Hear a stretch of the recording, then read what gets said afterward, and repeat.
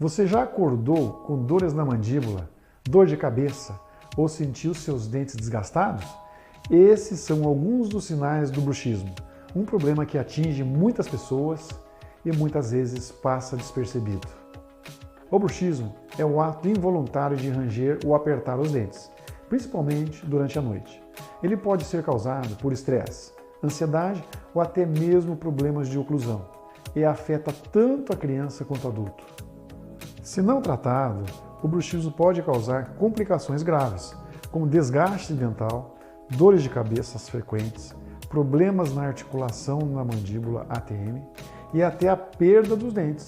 A falta de tratamento pode afetar diretamente sua qualidade de vida. A boa notícia é que o bruxismo tem solução.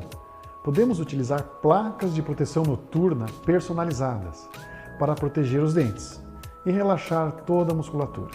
Além disso, em alguns casos, tratamentos odontológicos podem ajustar a mordida e aliviar o problema. Quando o desgaste dos dentes se torna excessivo por bruxismo, nós fazemos o quê? Nós encapamos os dentes, colocamos facetas ou coroas para restabelecer o seu formato e essa nova dimensão.